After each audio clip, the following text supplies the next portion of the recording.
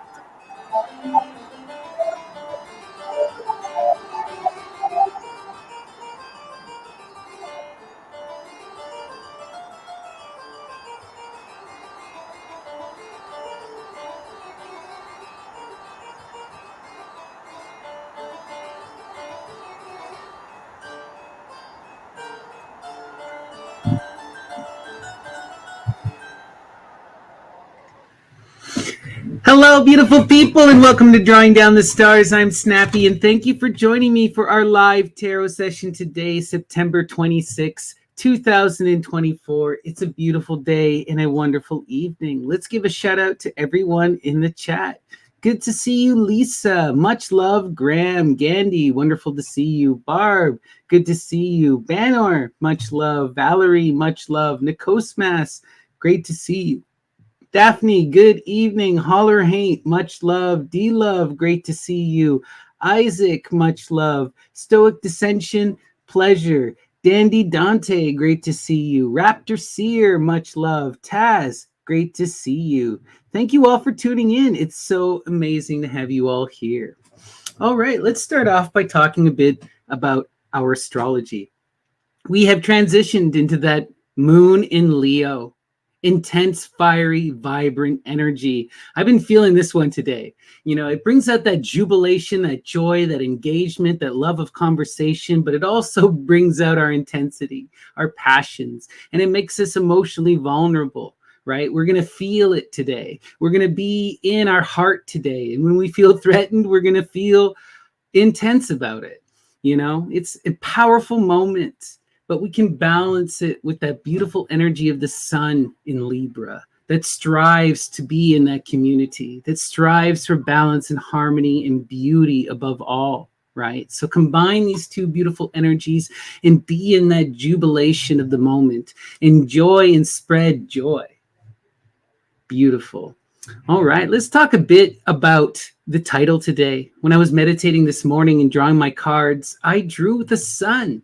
And how appropriate for the moon in Leo. And that beautiful energy of the sun is that perfected balance, right? The light on the earth, the enacting of the middle way, following one's true will, achieving that beauty upon the earth, love, peace, and harmony, right? And it is illuminated by the powers of those muses, right? The triple goddesses, her trimorphose form, that descending form, life, light, and liberty. That's what illuminates. That's what brings us forward. Adoration, loving adoration, chasing after that beauty, right? Amazing, amazing energy. I love to see the beautiful sun. And I wanted to read for you an incredible poem. It's by Kathleen Rain. It's called Far Darting Apollo. I saw the sun step like a gentleman, dressed in black and proud as sin. I saw the sun walk across London like an MP risen to the occasion. His step was light, his tread was dancing, his lips were smiling, his eyes glancing. Over the cenotaph in Whitehall, the sun took the wicket with my skull. The sun placed tennis in the court of Geneva with the guts of a Finn and the head of an emperor. The sun placed squash in a tomb of marble. The horses of the apocalypse are his stable. The sun plays a game of darts in Spain, 3x3 in flight formation. The invincible wheels of his yellow car are the discs that kindle the Chinese war.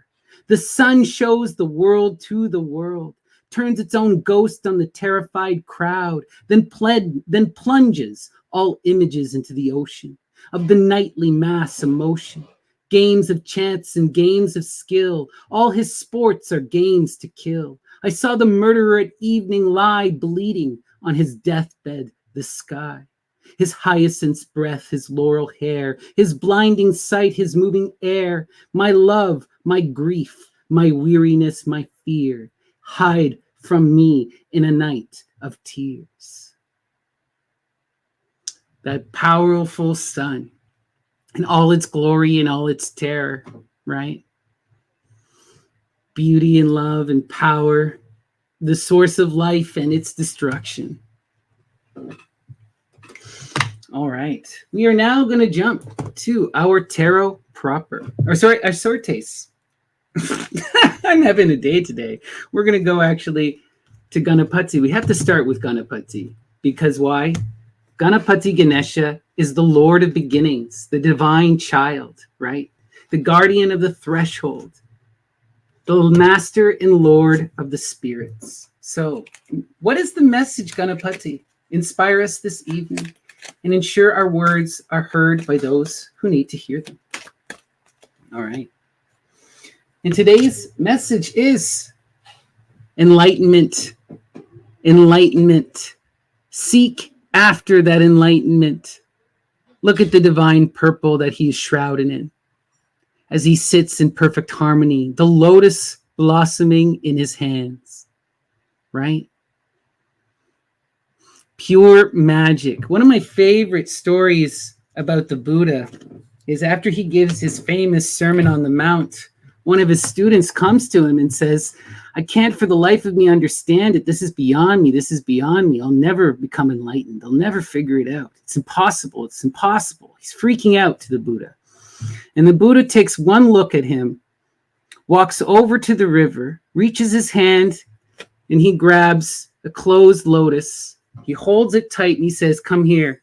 He opens his hand and the flower blooms in his hand. And on the perception of that bloom, that young man achieved enlightenment. The totality of reason in the unfolding of creation. No knowledge beyond life needed. Just that experience. Beautiful. All right, let's continue. We're now going to go to our sortes proper. And for those of you unaware, the sortes is a form of bibliomancy, that is divination through literature. And it comes to us from the Greco-Roman tradition. And we invoke the goddesses of inspiration, the divine muses, and we ask them to send us a message through the text. And today we are going to begin with Hermann Hesse, Narcissus, and Goldman. So muses, what is the message from Hermann Hesse? Inspire us. He let himself sink down and stared into the pale night clouds. And as he stared, his thoughts stopped. He didn't know whether he was looking into the sky or into the world inside him. That enlightenment on full display. When you know, that's when that game is over. Engaged in that meditation and right on the precipice of realization. He let himself sink down and stared into the pale night clouds. And as he stared, his thoughts stopped. He didn't know whether he was looking into the sky or into the drab world inside him. for he had become nothing but the perceiver. Beautiful. All right, let us continue. We're now going to go to my dear friend Graham and his work, My Neighbor Wants to Kill Me. All right, Muses, what is the message from Graham? Inspire us this evening.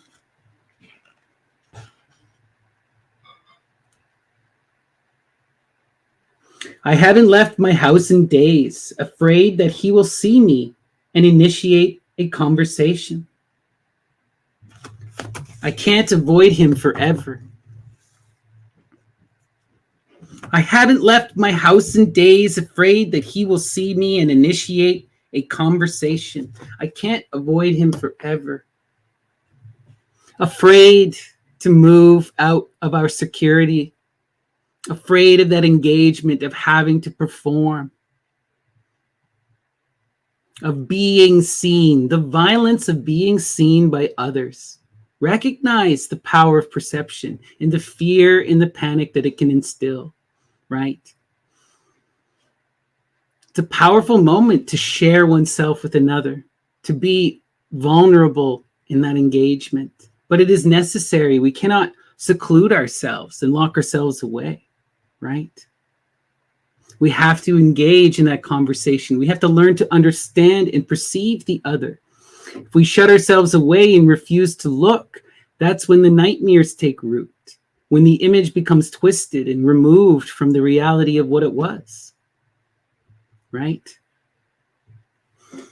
Let us engage further.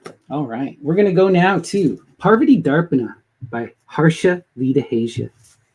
Muses, guide my hand. What is the message from Harsha Videhasia? Inspire us this evening.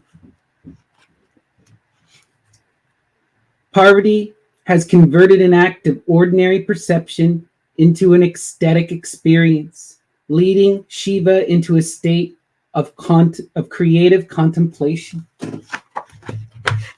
Wow, this is that recognition, okay? What they're really talking about is multitudes. On one hand, you can have that loving engagement with a partner, where you can see yourself reflected in the partner and you can engage in the process of lovemaking.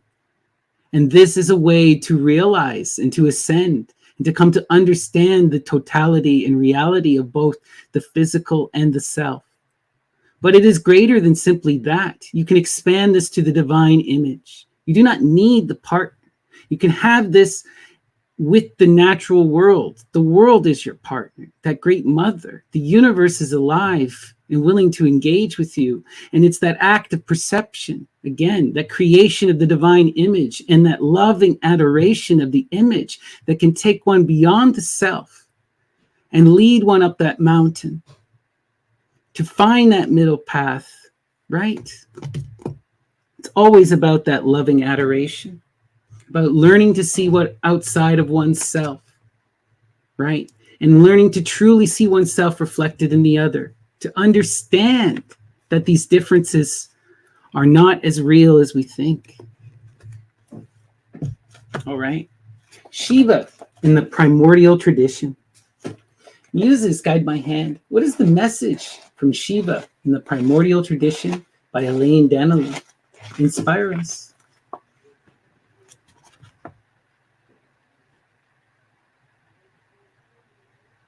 Vibration is a form of energy. The world's substance can always be reduced to ratios of energy. Energy is the tension that exists between two opposing forces. In the spatial world, these two forces appear as a concentrating centripetal force that gives rise to energy coagulations, such as stars or atoms, and a dispersive centrifugal force that tends to dissolve and break up, to disperse and destroy in perpetual expansion. And it is this dance, as that which is above is the same as that which is below. See the universe making love to itself. Let me read this again. Vibration is a form of energy. The world's substance can always be reduced to ratios of energy element. Energy is the tension that exists between two opposing forces. In the spatial world, these two forces appear as a concentrating centripetal force that gives rise to energy coagulations such as stars or atoms, and a dispersive centrifugal force that tends to dissolve and break up, to disperse and destroy in perpetual expansion. Our Apollonian and our Dionysian, right? Our great mother and our Saturn. Let's continue. All right, we're now going to go to Rebele. All right, Muses, guide my hand. What is the message from Rebele? Inspire us. Panurge curled his lip as a sign of derision. Then he cried out, saying, "Would to God that here, without proceeding any further, I could have the word of the dive Boutelier."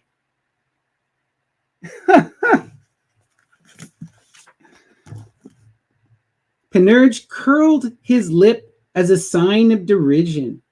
Then he cried out, saying, "Would to God that here, without proceeding further, I could have the word of the dive Boutelier." This is that masculine resisting marriage and constraint and control, and saying that he would rather go to that dive, to the brothel. In a sign of derision, right? We're seeing that force. It's on one hand absolutely attracted to each other, and on the other hand, it's absolutely opposed. This is the paradox of the reality, right? And why it is so hard to reconcile and to engage with. All right, let's continue. We're going to go to Craig Williams. Entering the desert. Muses, guide my hand. What is the message from Craig Williams? Inspire us this evening. The ritualization of time within the cell allows this experience to eventually manifest. As the devotee experiences more and more moments outside the domain of manufactured time, he will be able to enter into a realm of sacred time, which ebbs and flows beyond the egoic levels of perception. Allowing the cell to create this sacred time is not an elaborate ritual in its shelf, but rather requires a simple cognition shift. Anyone who's truly gotten into intense meditation will understand this. What they're talking about is the ability to create within the mind new realities and new ways of perceiving. When you truly enter into that mode of perception where you're in that pure perception, it's almost as if time itself ceases and the moments no longer matter. And what is a 15-minute meditation feels like a lifetime. What's an hour meditation feels like centuries. It's interesting. It's an interesting way of engaging. All right. Dumas, The Three Musketeers. All right. Muses, guide my hand. What is the message from Dumas? Inspire us.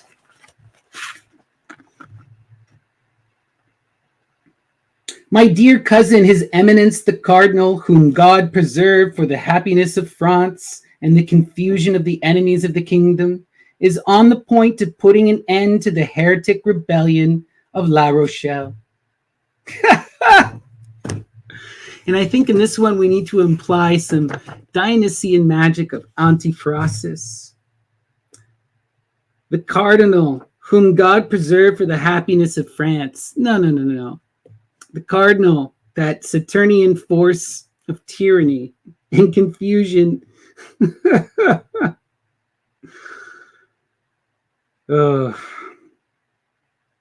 What is it to be a heretic? What is a rebellion, right? Why do these things happen? If there was a true word or a true law, would we not all wish to engage in it? Where does the true evil lie?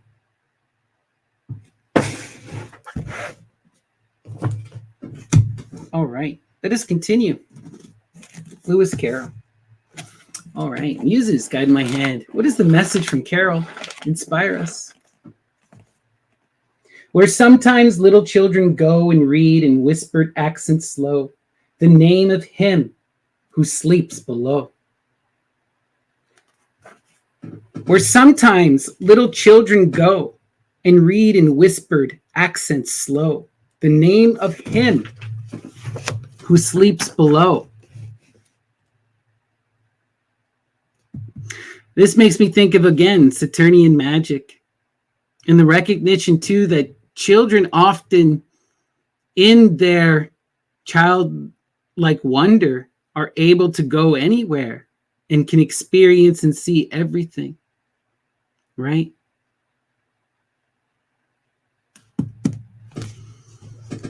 Interesting. Let us continue. Oliver St. John, Egyptian Tarot of Thelema. All right. Muses, what is the message from Oliver St. John? Inspire us.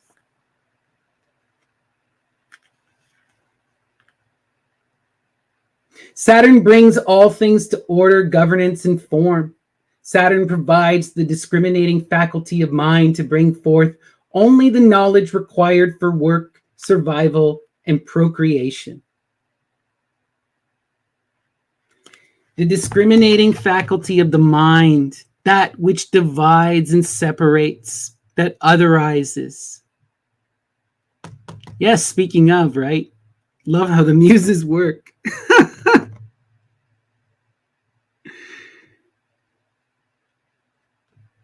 Right? The fear, though, of this discriminatory power is to fall prey to every phantom, to see every phantom as real, right?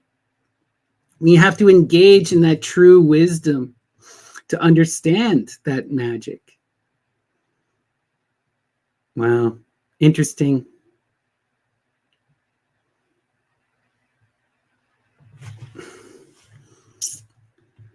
Brings all things to order, right? Governance and form.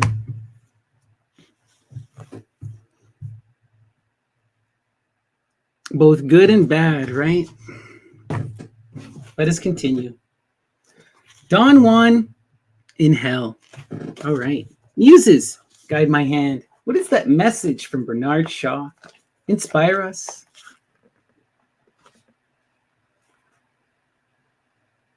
What is his morality? Gentility, an excuse for consuming without producing. What is his art? An excuse for gloating over pictures of slaughter. What are his politics? Either the worship of a despot because a despot can kill, or a parliamentary cockfight. Does this not sum up our entire bloody political moment? What is his morality? Gentility, an excuse for consuming without producing. What is his art? An excuse for gloating over pictures of slaughter. What are his politics? Either the worship of a despot, because a despot can kill, or parliamentary cockfighting.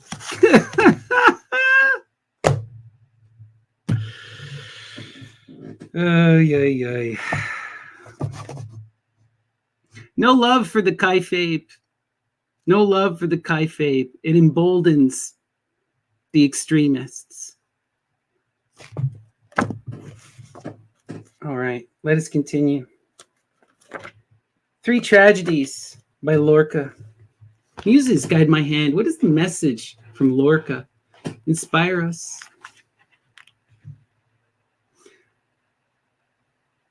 I laid down face up and began to sing. Children came like water. Oh, who can say this body we've got isn't beautiful? You take a step and at the end of the street, a horse whinnies. Leave me alone, girl. Don't make me talk. I have a lot of ideas I don't want to tell you about.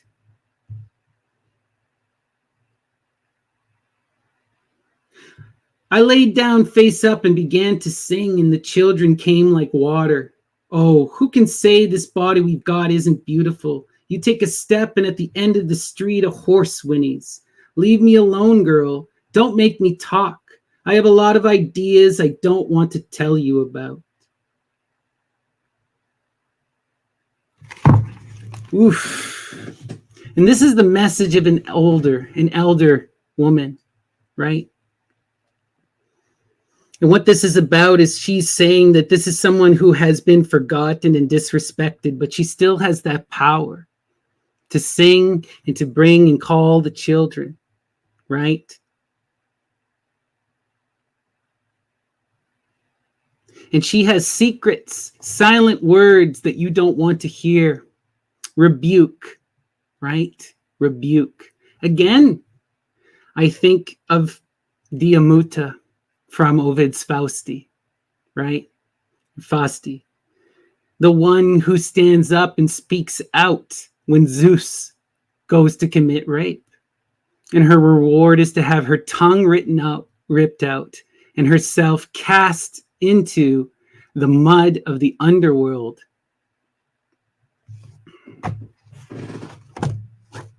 But she is still there, that old woman, listening to everything, who knows the truth. All right. And justice will be served. Mark my word. Marlowe, Dr. Faustus. Muses guide my hand. What is the message from Faustus? Inspire us. When I behold the heavens, then I repent and curse thee, wicked Mephistopheles, because thou hast deprived me of one of those joys.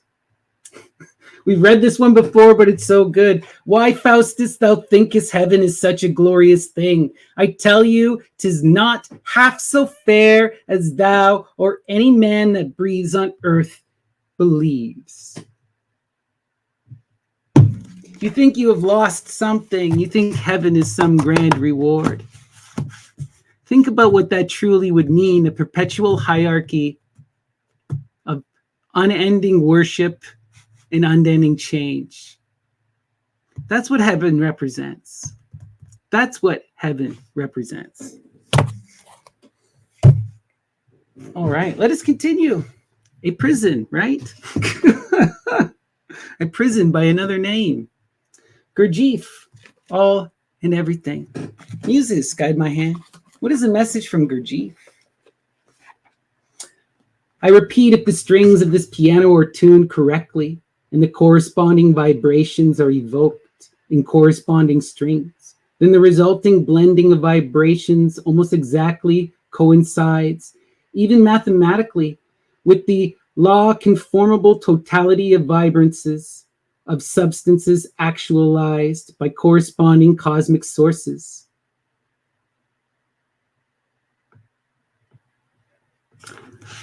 What he is recognizing here, Gurdjieff gets into his own silliness with the overcomplicated language, but there is a beautiful idea here. If the strings of the piano are tuned correctly and the corresponding vibrations are evoked, then the resulting blending of vibrations gives you the totality of the universe. We know this too in the sacred word, the Om, the magical phrase of Ganapati, right? That contains the totality of all vibration, right? And there is magic in the song, right? We must learn to hear the song of the birds like Orpheus, like Medea, like the great Vedic rishis. For the Vedas were not written, they were heard, they were whispered by the birds. All right. The poems of W.B. Yeats. Muses guide my hand. What is message from Yeats? Inspire us. Carry this letter through the great gallery of the treasure house where banners of the caliphs hang night-colored, but brilliant as the night's embroidery, and wait war's music past the little gallery, past books of learning from Byzantium, written in gold upon a purple stain, and pause at last, as I was about to say, at the great book of Sappho's song. But no, for should you leave my letter there, a boy's love lorn in different hands might come upon it, and let it fall unnoticed to the floor. Pause at the treatise of Parmenides and hide it there. For caliphs to the world's end must keep that perfect as they keep her song, so great its fame. Wow. Where does he want his love letter to be delivered? To the feet of the 10th muse, the beautiful Sappho. But he believes that his lovelorn letter will never be able to be pure, and it may fall or be heard or read by someone else. And so instead, send it to Parmenides and hide it there. Wow. Because we must keep Sappho's song perfect, so great is its fame. Hail the muses, hail Sappho. Wow. Okay, let us continue. An Independent People by Loch Ness. Muses, guide my hand. What is the message from Loch Ness?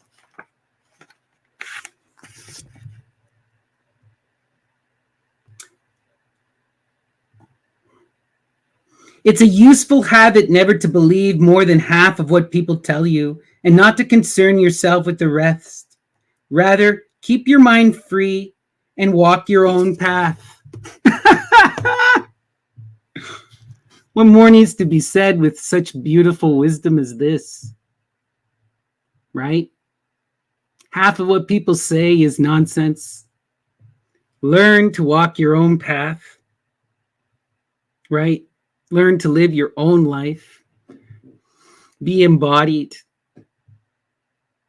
Wow. Beautiful. Let's continue. All right.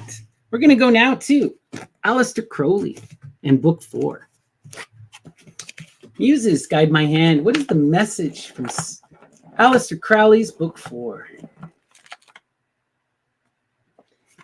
This then is the virtue of the magic of the beast 666 in the canon of its proper usage, to destroy the tendency to discriminate between any two things in theory and in practice, to pierce the veils of every sanctuary, pressing forward to embrace every image, for there is none that is not the very Isis.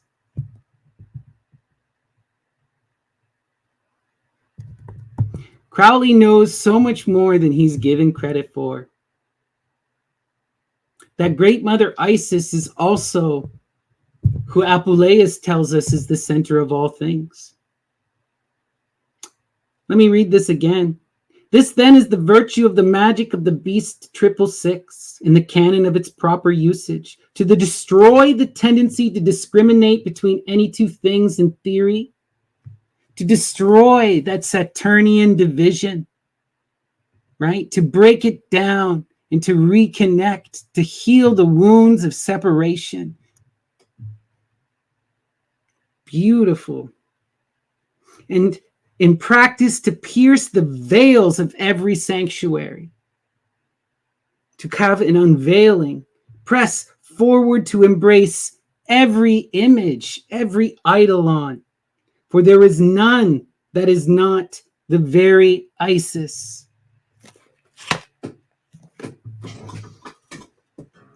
Amazing. Crowley at his best, my gosh. The underworld. Let's continue. All right. Muses, what is the message from the Sepulchre Society and underworld? Inspire us.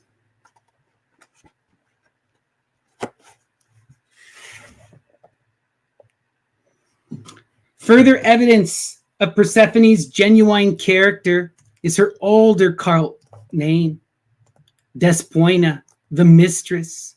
The term is related to the word despot, meaning absolute sovereign. Despoina's cult seems to have been the original underworld cult of Greece.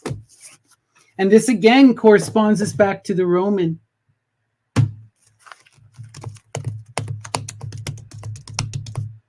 The Despoina, the despot, Tyranna, the tyrant, that great mother ruler who built the city at the heart of all of these fears. That great queen Semiramis who draws down the star and builds the great walls. Interesting. Cosmogonic Eros by Ludwig Klages. Muses guide my hand. What is the message from Klages? Space and time belong on a polar axis and have this in common, namely that they are each stretched between the poles of closeness and distance.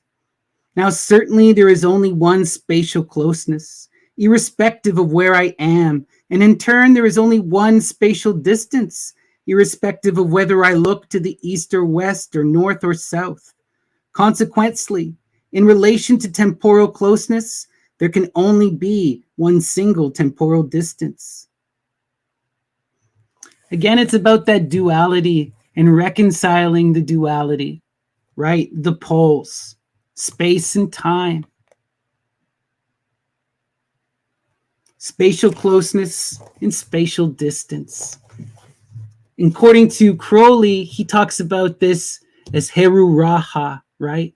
That iridescible, infinitely small point, right? In the goddess Nuit, that ever expanding night. Beautiful. Wow. Lots of synchronicity. Let us continue.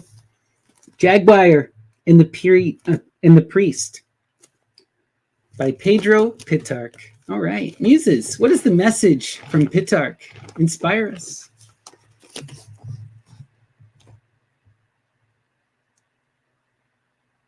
Virtually any animal can be the lab, a spirit of a person. These include insects, birds, mammals, and even animals as hard to find in Chiapas as whales and tigers. However, in practice, there are certain limitations in the designations. Given that knowledge about the lab is basically causistic, the kinds of animals that are lab are reduced to those that intervene in some kind of incident affecting people, but in a state of wakefulness or in a state of dream. We are talking about familiar spirits. Those daimons that seek to help us. And all people can be connected to a lab, and any animal can be a lab. Beautiful. All right. We're going to do one final sortes and then go to our tarot proper. Okay. Voodoo Quantum Leap by Reginald Crosley. All right. Muses, what is the message from Crosley? Inspire us.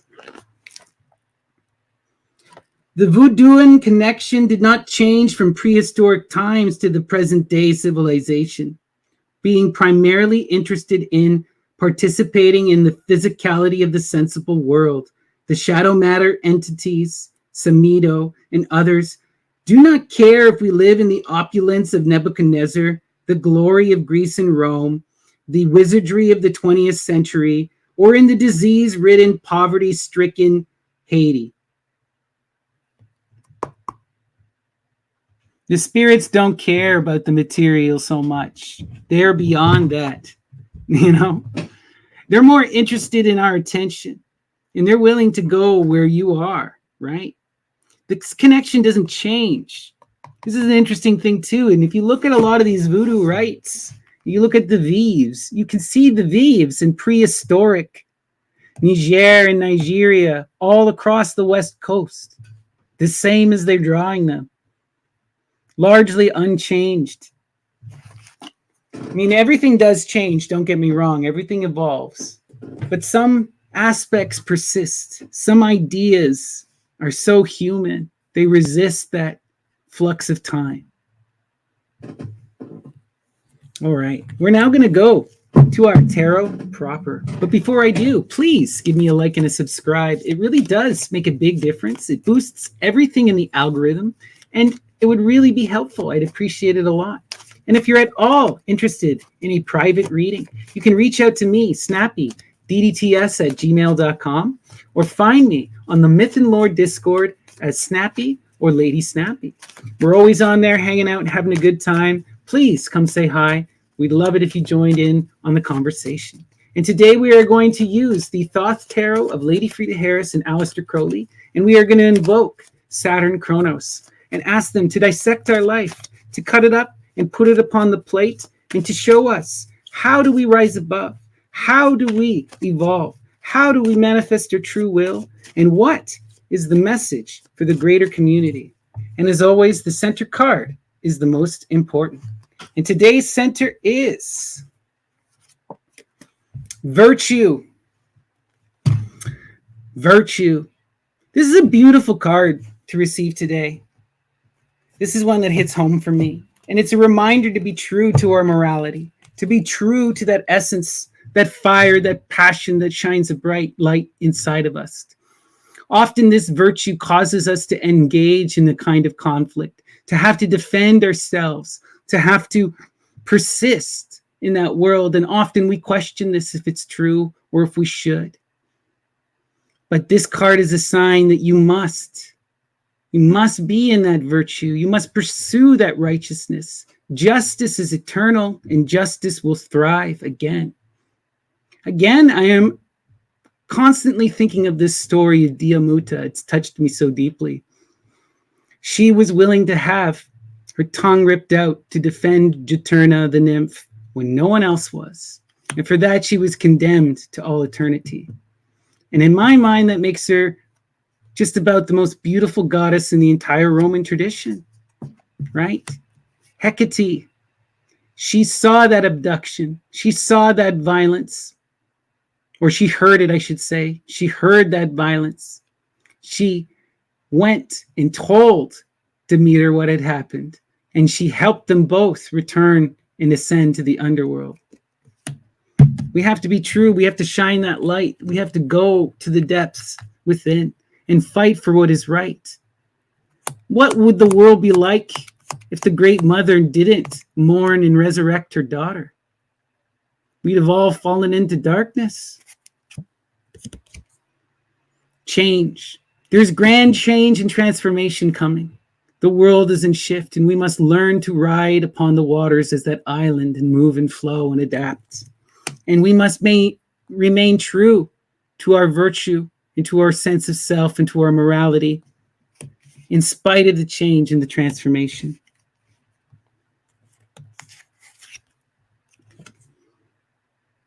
Recognize that you have the power.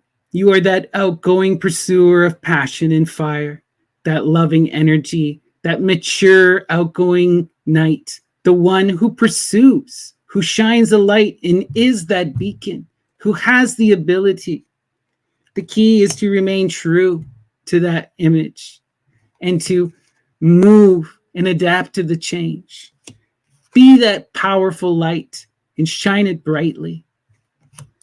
Beautiful. Let's continue. Wow. This change in this pursuing of the virtue is going to cause us to begin a new cycle of perception and understanding, right? To see the world through a new perspective and to engage in a new way. In order to be true to that morality, to that virtuous energy, we must learn to see in reason. Where's this reason going? Interesting. Connected to this new perspective and new mental growth is that Lucifer, is that satanic force, right? Recognize, though, the devil in the tarot is that force that helps you ascend the mountain, that provides you with that power of transformation, ambition, the potential for greatness and change. The question is what do you do with the power afforded to you? And this is where that new perspective comes in. We must see the strength that we wield and recognize that where we direct that energy is going to have profound transformative ability. The devil doesn't hurt you. You hurt yourself with the power afforded you. And now we see the reason why we need this new perspective. Cruelty. self-hatred, self-loathing, self-doubt, an inability to move beyond this energy. The Nine of Swords is the most powerful the swords can get before the encasement of the 10 in the completion of the cycle.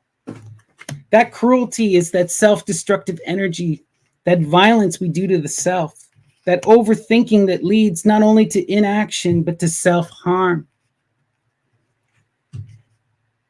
We need to recognize also that sometimes this pursuit of the virtuous, this striving for that strength to be true, can lead us to that cruelty as well, can lead us to be in this destructive state, you know? Interesting. Let's see where this is going.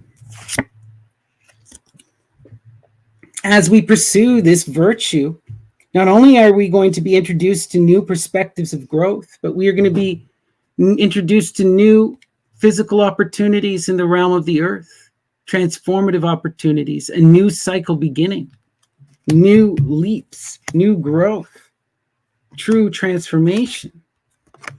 Interesting. Wow.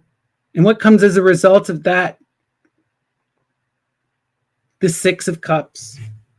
Pleasure realized, that balance, living in harmony. This is interesting.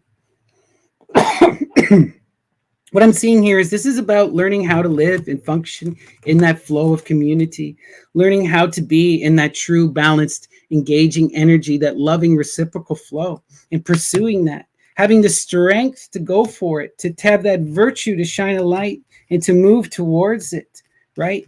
To call it down and to seek after it. Wow, beautiful energy. And again, that valor, the Seven of Wands.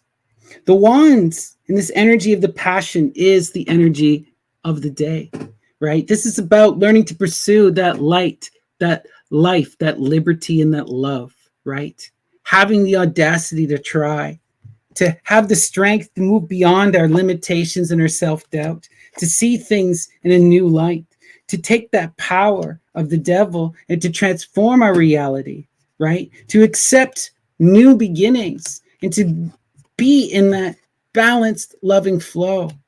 The key is to remain in this fiery pursuit, to be true to that energy and to persist, to have the valor of persisting, to strive and to push forward, right? Intense energy. All right, let's give it a flip and take a look at our full square. And once again, if you're at all interested in a private reading, please reach out, snappydts@gmail.com, or find me on the Myth and Lore Discord, Snappy or Lady Snappy. And please give me a like and a subscribe. All right, let's take a look. So, this change, right? This physical manifestation of the change.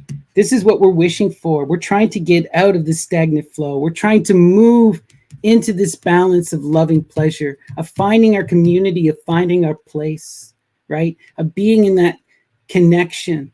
That is where we're directing this energy. And that is beautiful, right? That is a purely good way to direct that devil energy.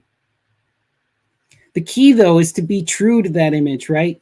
As long as we are pursuing this loving flow, that's a beautiful thing. As long as we remain virtuous to that.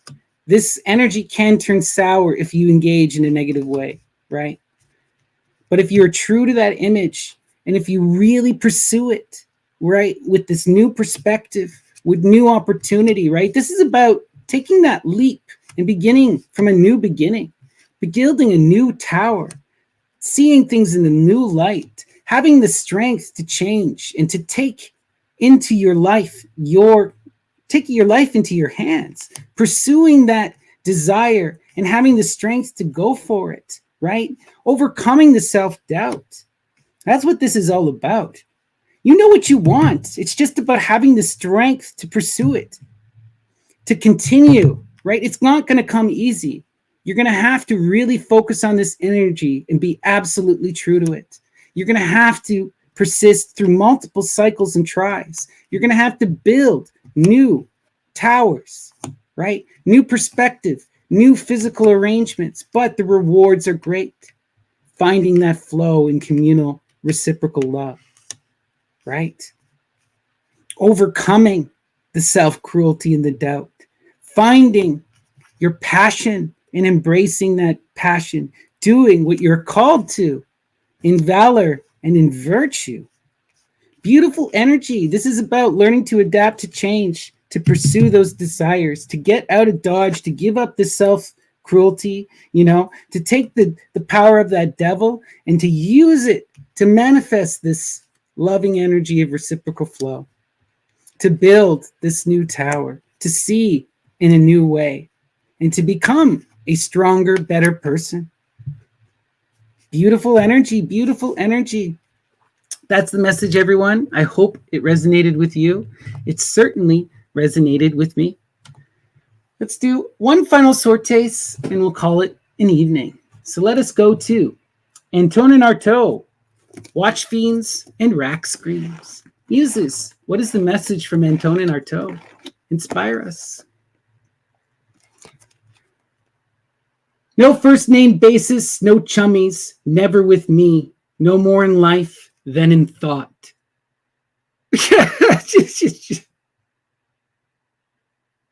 No first name basis, no chummies, never with me, no more in life than in thought.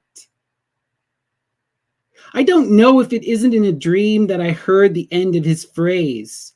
And when one is so good, by God, one pays too much for fame.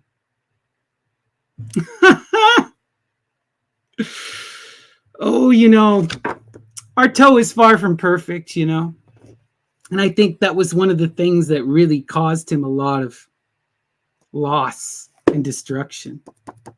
Interesting. Lots to think on. Meditate on it, my friends. All right. Peace and love. I hope I see you again tomorrow for more live tarot and sortes. Until then, take care.